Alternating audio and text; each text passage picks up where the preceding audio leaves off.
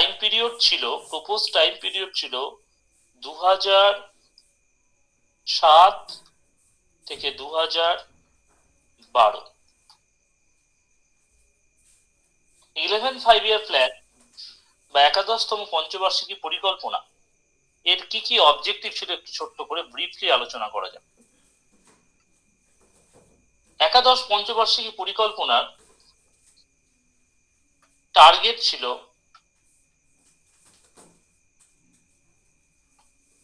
Of growth rate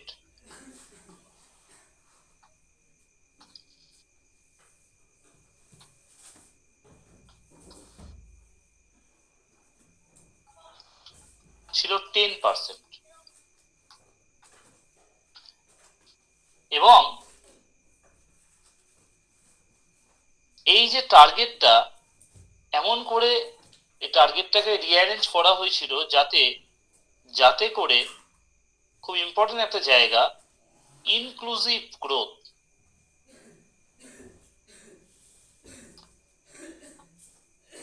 inclusive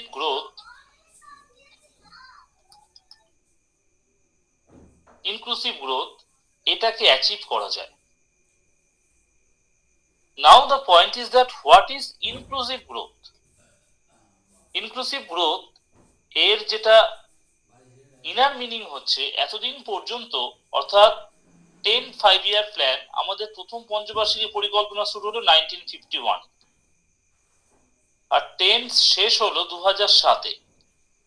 তাহলে এতদিন পর্যন্ত কি এমন হলো যে আমরা নতুন একটা টার্ম ইউজ করলাম, দ্যাট ইজ ইনক্লুসিভ গ্রোথ। তার মানে কি আগে গ্রোথ ছিল না? ঘটনাটা হচ্ছে, আগে যখন আমরা ডেটা দেখছি, জিডিপি অ্যাচিভ এর ডেটা যখন দেখছি, ডেটাতে দেখতে পাচ্ছি যে ভারত একটা উল্লেখযোগ্য জায়গায় পৌঁছে গেছে, কিন্তু তা সত্ত্বেও দেখা যাচ্ছে ভারতের যে পভার্টি পুরোপুরি এলিমিনেট হয়নি। কেননা ধর বিশাল বড় একটা আইটি সেক্টর, প্রচুর ছেলে মেয়ে কাজ করছে, দেখে মনে হচ্ছে সত্যি দেশে জিডিপি অনেক বেড়েছে, কারো হাতে কেউ বসে নেই, প্রচুর প্রচুর কর্মসংস্থানের সৃষ্টি হয়েছে, সবাই কাজকর্ম করছে। কিন্তু দেখা যাচ্ছে তার নিচে একটি ভিখারি ভিক্ষে করছে। তার মানে গ্রোথ তো হয়েছে বটে, বাট এই গ্রোথ কেবলমাত্র, সেই গ্রোথকে যদি একটা ছাতা হিসেবে ধরি, সেই ছাতার তলায় কেবলমাত্র এই আইটি সেক্টরটাই রয়েছে, সেই ছাতার ছায়াটা এই ভিখিরিরা পায়নি। তার মানে গ্রোথ হয়েছে বটে, গ্রোথ হয়নি সেটা অস্বীকার করার কোনো জায়গা নেই, কিন্তু সেই গ্রোথটা পুরোপুরি সমস্ত ভারতবাসী সেই গ্রোথের ছাতার তলায় আসতে পারেনি। এই কারণে প্ল্যানিং কমিশন অনুভব করলো যে আমাদের গ্রোথটা এমন হতে হবে যাতে সেই গ্রোথ যাতে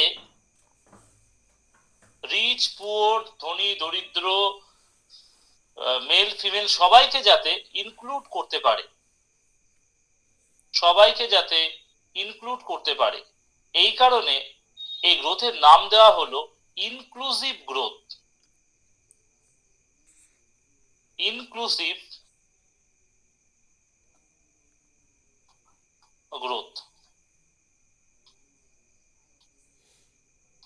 বাংলায় এটাকে বলা হয় অন্তর্ভুক্তিকৃত উন্নয়ন। ইনক্লুসিভ গ্রোথ, এটা খুব ইম্পর্টেন্ট। পরীক্ষাতে যদি আসে কোশ্চেন যে কোন প্ল্যানের অবজেক্টিভ ছিল ইনক্লুসিভ গ্রোথ, 11 প্ল্যানের, কিন্তু 11 প্ল্যানের অবজেক্টিভটা একটু অন্যভাবে ছিল, সেটা একটু লিখে দিই। আমার একটা অন্য কালিতে লিখছি, এটা মনে রাখতে হবে, পরীক্ষাতে খুব দেয়।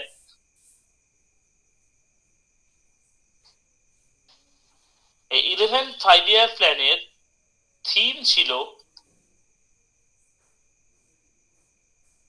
Towards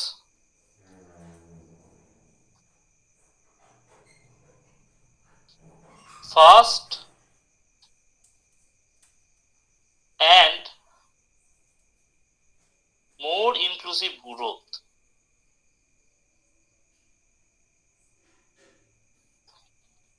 Towards fast and more inclusive growth.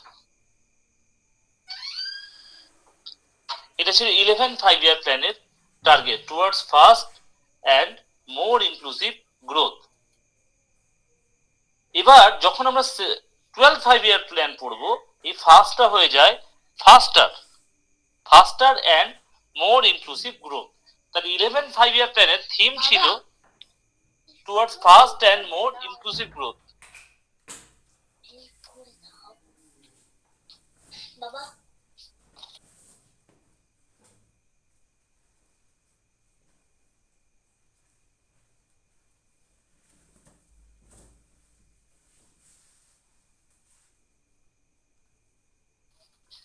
তাহলে এই গেল 11 5-year প্ল্যানের থিম। আমরা পরবর্তী জায়গায় চলে আসছি। 11 5-year প্ল্যানে আরো অনেক কিছু বলার আছে, সেগুলো একটু একটু করে বলার চেষ্টা করি। এখানে একটা মুশকিল হলো, প্ল্যানিং কমিশনের কর্তা বিধাতারা যারা, তারা বুঝলেন যদি আমার গ্রোথকে ইনক্রিজ করতে হয় তো দুটো কাজ করতে হবে আমাকে, গ্রোথ ইনক্রিজ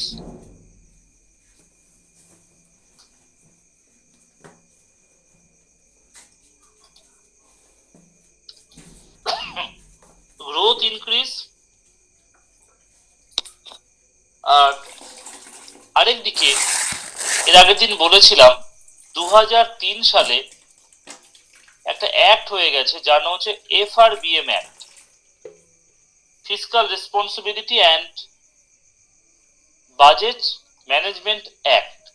এই অ্যাক্টে বলা হচ্ছে যে তুমি ফিসকাল ডেফিসিট 3% অফ জিডিপি এর বেশি বাড়বে না। এর মানে তোমার ইনকাম যদি 100 টাকা হয়, তুমি 103 টাকার বেশি খরচ করতে পারবে না। এবার যদি বেশি খরচ করতে যদি না পারি, তাহলে গ্রোথটা বাড়বে কি করে? অর্থাৎ এই একটা জায়গায় অনিয়ন্ত্রিত খরচকে নিয়ন্ত্রণে আনতে হবে, সাথে সাথে গ্রোথটাকেও বাড়াতে হবে। এই দুটো মিলে 11 5-year প্ল্যান একটা উল্লেখযোগ্য সন্ধিক্ষণে দাঁড়িয়ে গেল। এবার প্ল্যানিং কমিশন ঠিক করে ফেলেছে যে আমাদের 10% গ্রোথ করতে হবে। 10% গ্রোথ আমাদের করতে হবে। 10% গ্রোথ যদি করতে হয়, কিন্তু 10% গ্রোথের করতে গিয়ে কিছু কিছু সমস্যা আমাদের সেই সময় দাঁড়িয়েছিল। কিরকম? প্রথম কথা হচ্ছে হায়ার ইনফ্লেশন। কারণ 2008-এর দিকে সারা বিশ্ব জুড়ে একটা মন্দা হয়েছিল, হায়ার ইনফ্লেশন ছিল অ্যাবাভ 6%। এই হায়ার ইনফ্লেশনের ফলে কি হয়েছে? গভর্নমেন্টকে ক্রেডিট পলিসি এটাকে গভর্নমেন্টকে টাইটেনিং করতে হয়েছে। কিরকম টাইটেনিং? ক্রেডিট পলিসি টাইটেনিং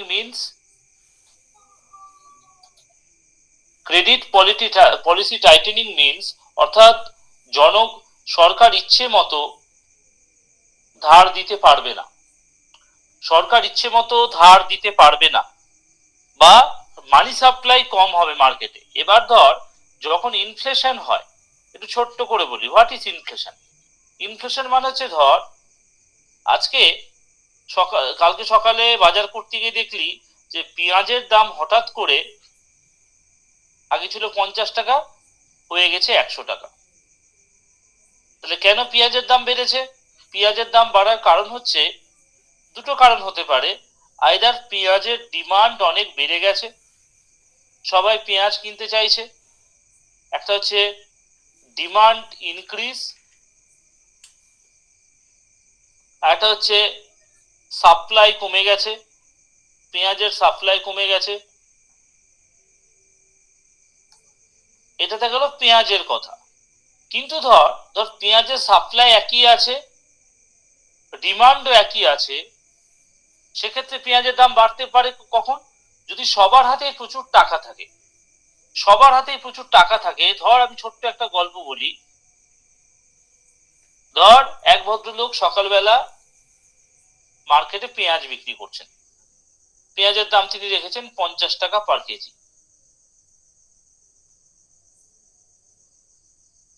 তিনি দেখছেন 50 টাকা কেজিতে পেঁয়াজ কেনার, তার কাছে আছে ধর 10 কেজি পেঁয়াজ। এবার 10 কেজি পেঁয়াজ কেনার জন্য ধর দুজন কাস্টমার দাঁড়িয়ে আছে, দুজনেই 500 টাকা তাদের পকেটে আছে, দুজনেই কিনতে রাজি।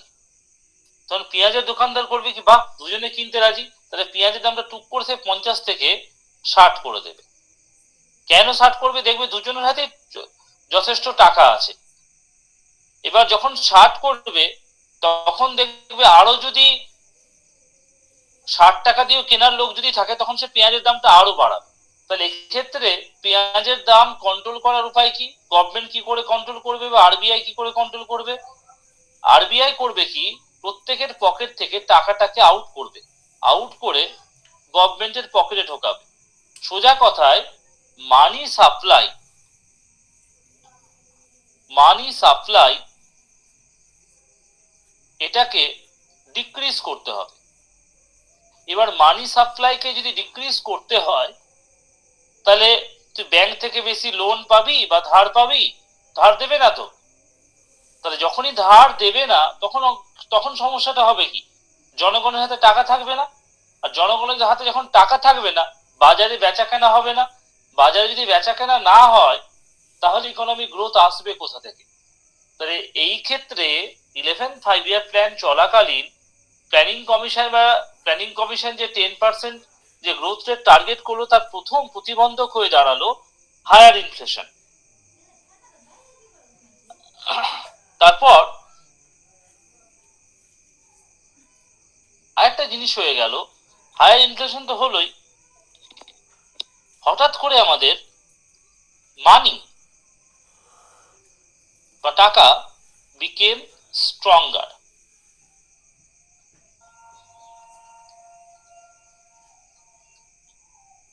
স্ট্রঙ্গার মানে কি, ডলারের তুলনায় টাকার দাম বেড়ে গেল। মানে আগে ধর $1 সমান ছিল ধর 60 টাকা, এখন ধর $1 সমান হয়ে গেল 50 টাকা। মানে টাকা কিন্তু, টাকার সংখ্যা ভ্যালু কমেছে কিন্তু টাকার, সরি, $1 তুলনায় টাকার সাংখ্যমান কমেছে, নিউমেরিক্যাল ভ্যালু কমেছে, বা টাকার রিয়েল ভ্যালু কিন্তু বেড়েছে। এবার যখন টাকার ভ্যালু, রিয়েল ভ্যালু বাড়বে তখন এক্সপোর্ট, মনে রাখবি, এক্সপোর্ট তখন কমে যাবে। তার মানে কি, $1 সমান যদি 60 টাকার তুলনায় 70 টাকা হতো তাহলে এক্সপোর্ট বাড়তো। আর 60 টাকার জায়গায় যদি 50 টাকা হয় তাহলে এক্সপোর্ট কমে যাবে। তাহলে এক্সপোর্ট বাড়া বা কমা, এই যে বিষয়টা, এক্সপোর্ট বাড়া বা কমা এই যে বিষয়টা, অর্থাৎ ডলারের তুলনায় যদি টাকার দাম বেড়ে যায় বা কমে যায়, যদি ডলারের তুলনায় টাকার দাম কমে যায় সেক্ষেত্রে এক্সপোর্ট কমে যাবে এবং মানি, এবং এক্সপোর্ট যদি কমে তাহলে বিদেশি বিনিয়োগ কম হবে, ইকোনমিক গ্রোথ ধাক্কা পাবে। এই সমস্যাগুলোর জন্য, এই সমস্যাগুলোর জন্য প্ল্যানিং কমিশন ঠিক করলো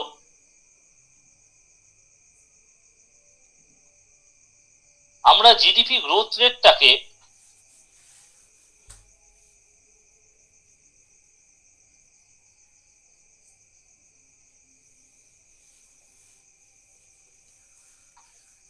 রিভাইজড করে 9% নিয়ে আসা হলো। 10% ছিল, 10% থেকে 9% নেওয়া হলো। এবং 10 5 year প্ল্যানে যে কাজটা করা হয়েছিল, 11 5 year প্ল্যানেও কিন্তু 11 5 year প্ল্যানেও কিন্তু ঠিক সেই ধরনের একটি কাজ করা হলো। কি কাজ করা হলো? 2010-এ এসে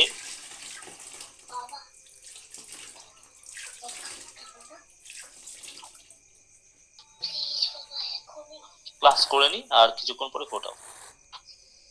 2010-এ এসে প্ল্যানিং কমিশন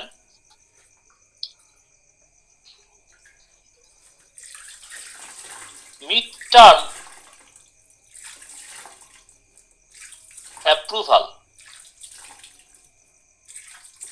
2010-এ এসে planning commission mid term approval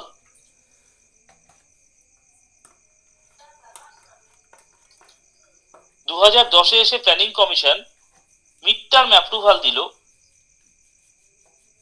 sorry mid term approval তো প্ল্যানিং কমিশন দিত না, দিল অ্যাপ্রাইজাল। এবং এই অ্যাপ্রাইজালটাকে 2010-এ এসে ন্যাশনাল ডেভেলপমেন্ট কাউন্সিল বা এনডিসি সেটাকে অ্যাপ্রুভ করলো 2010-এ এসে। এবং এর ফলে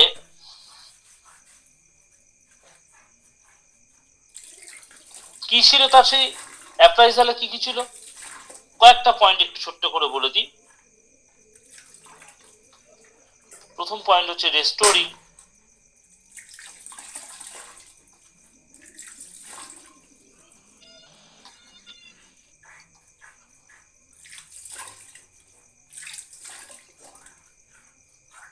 dynamism in agriculture,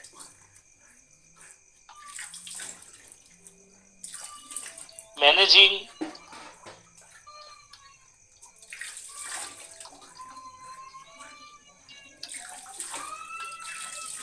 India's water resource,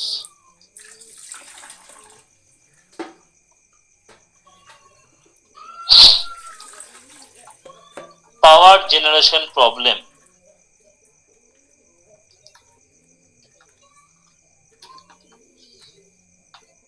এই প্রবলেমগুলো সলভ করার চেষ্টা করা হলো।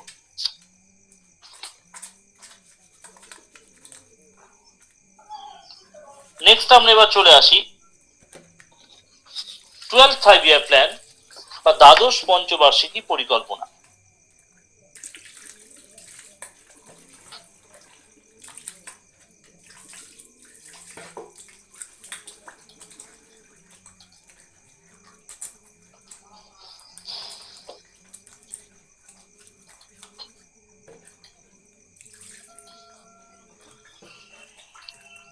টুয়েলভ 5-year প্ল্যান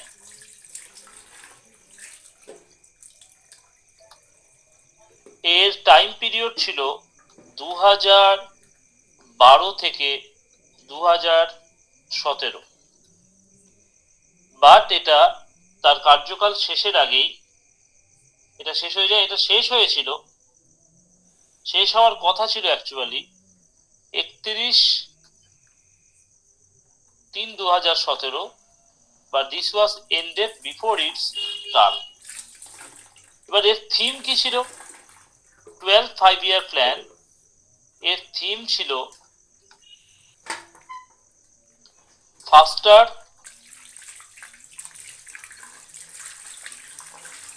মোর ইনক্লুসিভ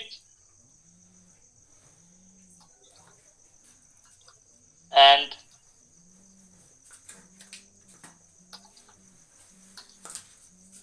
sustainable growth.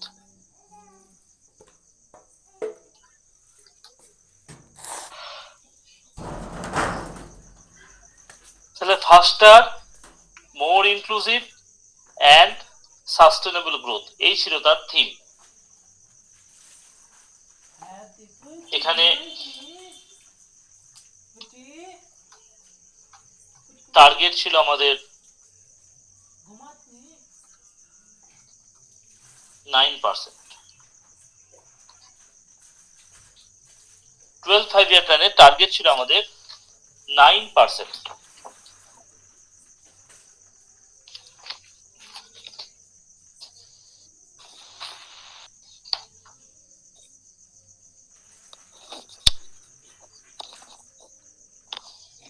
এবং এই দ্বাদশ পঞ্চবার্ষিকী পরিকল্পনার এর যে ড্রাফট পেপারটা, বা খসড়া পেপার যেটাকে আমরা বলি, ড্রাফট পেপারটা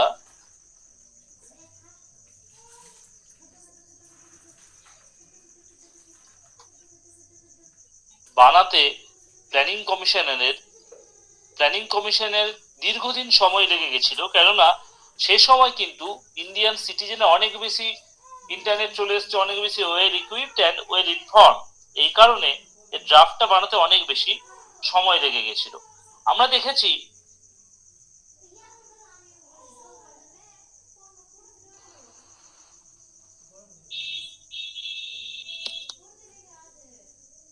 দেখেছি টার্গেট ছিল 9%। এবং এখানে একটা জিনিস বলে দিই, এখানে এগ্রিকালচারাল সেক্টরে টার্গেট করা হয় 4%, ম্যানুফ্যাকচারিং সেক্টরে টার্গেট ছিল 10%, আর টার্গেট ছিল 10% reduction in poverty, 10% reduction in poverty,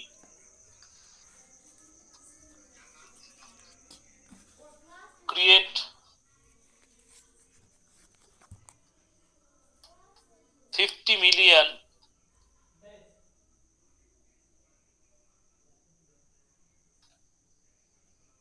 new jobs, create 50 million new jobs,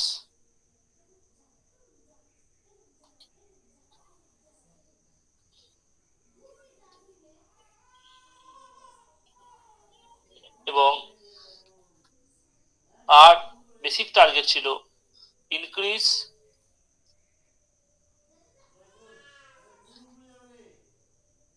mean school year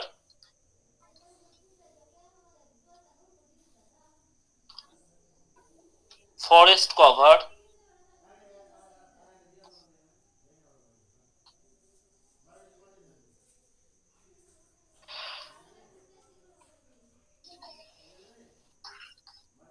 infrastructure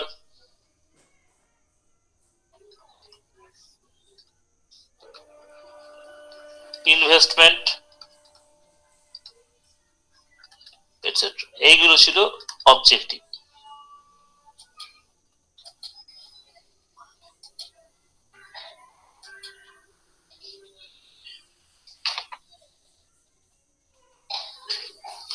next আমরা চলে আসছি এবার একেবারে লাস্ট পয়েন্ট এই চ্যাপ্টারের। আমরা এর পরের সপ্তাহে যখন ইকোনমিক্স এর ক্লাস করব, আমরা এমসিকিউ আলোচনা করব। আমরা পরের সপ্তাহে এমসিকিউ আলোচনা করব। আমরা কালকে বা পরশু যে ক্লাসগুলো হবে অন্য সাবজেক্টের ক্লাস করব। আমরা চলে আসছি এবার প্ল্যানিং কমিশন। 2014 সালে প্ল্যানিং কমিশন উঠে গেল। ওঠার পর সেখানে জায়গা আসলো নীতি আয়োগের। তাহলে প্রথমেই আমরা একটা কম্পারেটিভ আলোচনা করি প্ল্যানিং কমিশন ভার্সেস নীতি আয়োগ। প্রথমে আমরা স্ট্রাকচারাল কি কি ডিফারেন্স আছে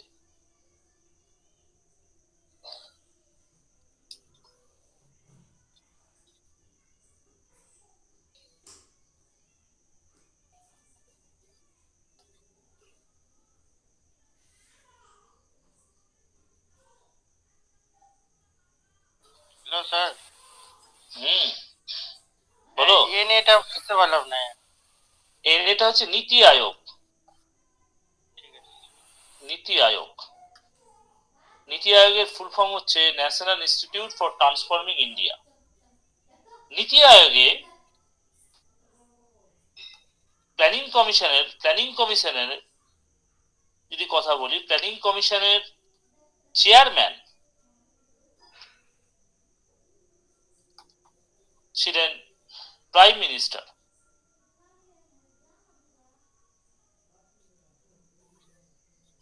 আর আর কে ছিল মেম্বার? প্রত্যেকটা রাজ্যের চিফ মিনিস্টার এবং union territories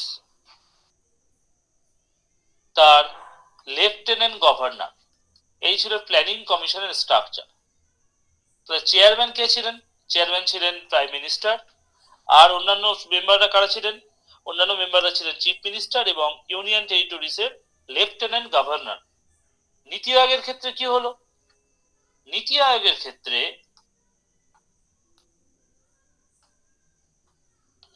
chairman prime minister,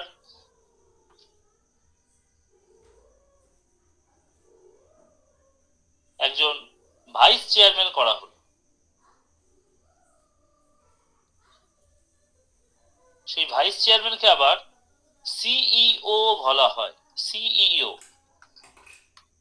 এটা সব সময় আমাদের কারেন্ট অ্যাফেয়ার্স একটা কোশ্চেন আসে, who is the current CEO of নীতি আয়োগ। আর কি করা হলো? নীতি আয়োগের মেম্বারদেরকে তিনটে ভাগে ভাগ করা হলো। একটা হচ্ছে এক্স অফিসিও। নীতি আয়োগের এক্স অফিসিও হয়ে গেলেন home minister.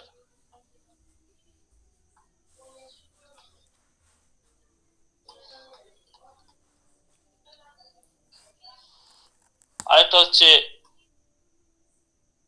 Full time member, আরেকটা হচ্ছে পার্ট টাইম মেম্বার। তাহলে নীতি আয়োগ, চিফ মিনিস্টার,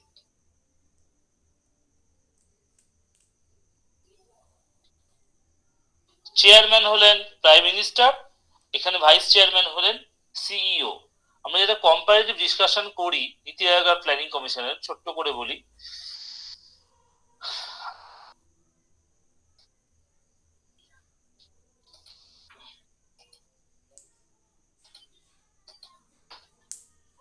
নীতি আয়োগ, প্ল্যানিং কমিশন একদিকে, একদিকে নীতি আয়োগ। প্ল্যানিং কমিশন কবে জন্মগ্রহণ করলো? 15/3/1950। পরীক্ষাতে খুব আসে এটা, 15/3/1950। নীতি আয়োগ কবে? 1/1/2015। এটা কবে ডিসলভ কবে হলো? এটা ডিসলভ কবে হলো বল দেখি? প্ল্যানিং কমিশন ডিসলভ কোন দিন ডিসলভ হয়েছিল? স্যার 31/1/2014। 31/1/2017। 13/8/2014। Very good. এটাও পরীক্ষাতে খুব আসে এই কোশ্চেন, 13/8/2014। এবার দেখে নিই চেয়ারম্যান। প্ল্যানিং কমিশনের চেয়ারম্যান প্রাইম মিনিস্টার, নীতি আয়োগেরও prime minister. Vice chairman, planning কমিশনের লাস্ট চেয়ারম্যানের নাম কি ছিল? লাস্ট ডেপুটি চেয়ারম্যান বল দেখি?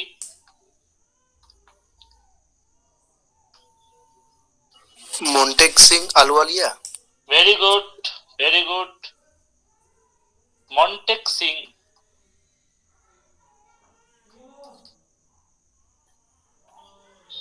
আলুওয়ালিয়া।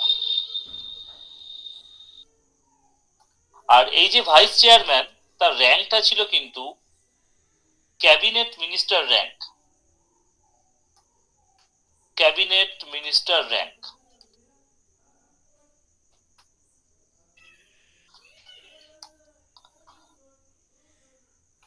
এর নীতি আয়োগের প্রথম ডেপুটি চেয়ারম্যান ছিলেন অরবিন্দ পানাগড়িয়া।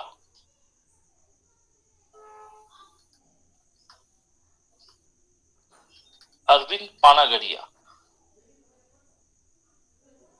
এখন কি আছে দেখে নি একটু।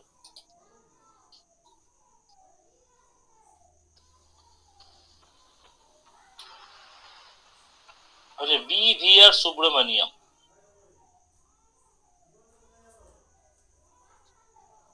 ইনি ছিলেন 2015 থেকে 2017।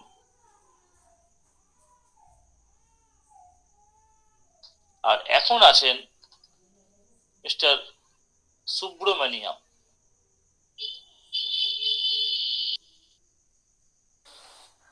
স্যার সিইও আর ভাইস চেয়ারপারসন কি আলাদা না একই জিনিস? না, দাঁড়া না, আলাদা আলাদা আলাদা। ভাইস চেয়ারম্যান, কারণ প্রথম সিইও তো অমিতাভ কান্ত ছিল, এখন যেটা বললেন ওটা অন্য।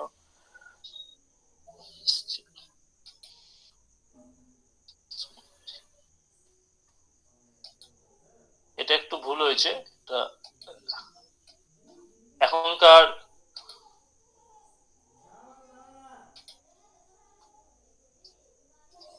কারেন্ট ভাইস চেয়ারম্যান হয়ে এখন আছেন সুমন বেরি।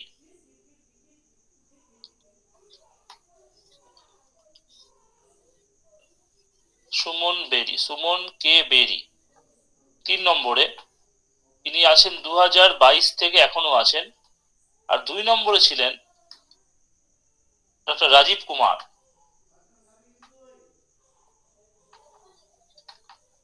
তিনি ছিলেন 17 থেকে 22 পর্যন্ত। CEO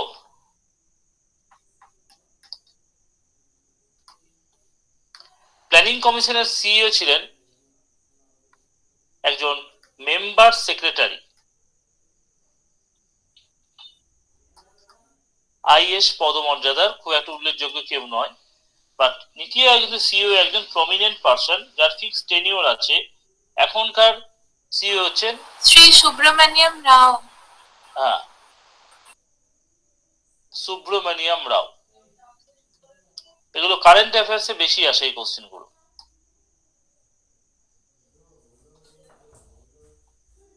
x officio member, ex officio member ছিলেন প্ল্যানিং কমিশনের ফাইন্যান্স মিনিস্টার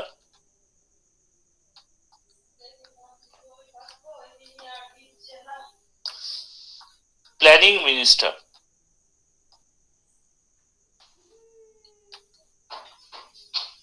আর এখানে প্রাইম মিনিস্টার 4টে মিনিস্ট্রি থেকে নমিনেট করে। তার মধ্যে আছে হোম, ডিফেন্স, ফাইন্যান্স আর এগ্রিকালচার।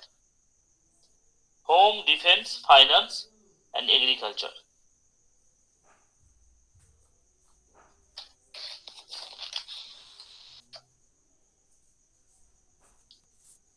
এই গেল মোটামুটি। আরো কিছু কিছু পয়েন্ট আছে, সেগুলো খুব একটা ইম্পর্টেন্ট নয় বলে বলছি না। এবার ফাংশনের দিক থেকে প্ল্যানিং কমিশন 5 বছরের প্ল্যান বানাতো, 5 ইয়ার্স প্ল্যান বানাতো। ওয়ার্স নীতি আয়োগ এরা প্রথমে এসে তারা 3 ইয়ার্স এজেন্ডা বানালো।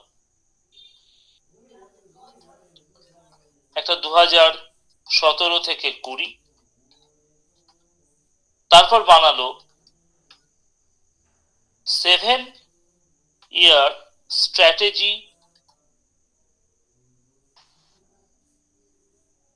ডকুমেন্ট, আর তারপরে 15 ইয়ার স্ট্র্যাটেজি ভিশন ডকুমেন্ট। তার 3 বছরেরটা হচ্ছে 3 ইয়ার্স অ্যাকশন এজেন্ডা। অ্যাকশনটা 3 বছরের, স্ট্র্যাটেজিটা হচ্ছে 7 বছরের, আর ভিশনটা হচ্ছে 15 বছরের।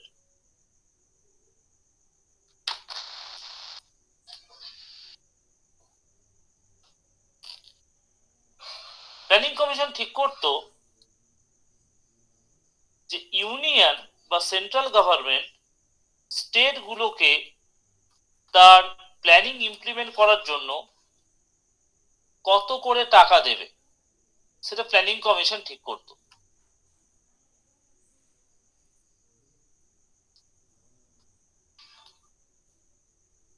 এখানে সেই কাজটা নীতি আয়োগ করে না, বরং এই কাজটা করে অ্যাকচুয়ালি ফাইন্যান্স কমিশন।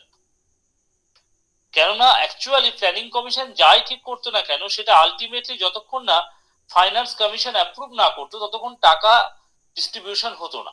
সুতরাং এই কারণে নীতি আয়োগ সেই কাজটা করে না, সেই কাজটা পুরোটাই করে ফাইন্যান্স কমিশন। তাহলে এখানে নীতি আয়োগ প্রাইমারিলি এটা একটা থিঙ্ক ট্যাঙ্ক হিসেবে কাজ করে এবং গভর্নমেন্টের যে বিভিন্ন স্কিম গুলো আছে সেগুলো মনিটর করা এবং সেগুলো ডিজাইন করার ক্ষেত্রে নীতি আয়োগ কাজ করে থাকে। এবং এই কারণে নীতি আয়োগ বিভিন্ন ইন্ডেক্স চালু করেছে, যেরকম স্কুল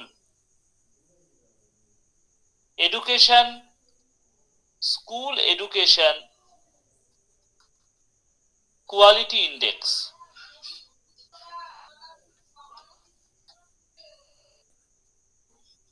তারপর হচ্ছে আমাদের SDG sustainable development goal India index, তারপর ডিজিটাল ট্রান্সফরমেশন ইন্ডেক্স। এই ধরনের ইন্ডেক্স গুলো নীতি আয়োগ চালু করেছে এবং নীতি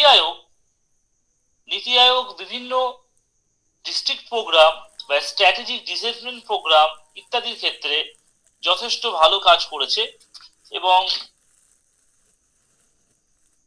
এবং আশা করা যায় নীতি আয়োগ করার ফলে যে প্ল্যানিং কমিশনের যে ড্রব্যাকস যেগুলো আমরা অ্যাচিভ করতে পারিনি সেগুলো আমরা অবশ্যই অ্যাচিভ করতে পারবো। তাহলে এই আজকের দিনে আমার অফিসিয়ালি 5 ইয়ার্স প্ল্যানিং এর ক্লাস শেষ হয়ে গেল। আমরা নেক্সট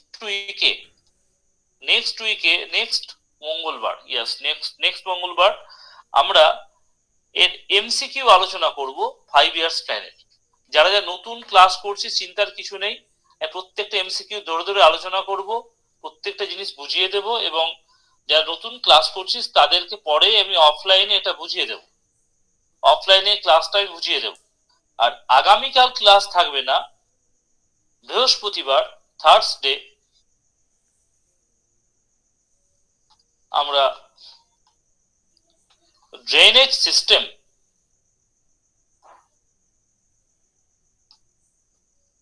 জিওগ্রাফির, অর্থাৎ বাংলায় যদি বলি ভারতের নদ নদী, এটা আমরা আলোচনা করব। ড্রেনেজ সিস্টেম বা ভারতের নদ নদী এটা আমরা আলোচনা করব। আজকের ক্লাস এ পর্যন্তই। আমি 5 ইয়ার্স প্ল্যানিং থিওরি শেষ করলাম। আমরা এর পরের সপ্তাহে এই 5 ইয়ার্স প্ল্যানিং এর একদম গোড়া থেকে, যবে থেকে ক্লাস স্টার্ট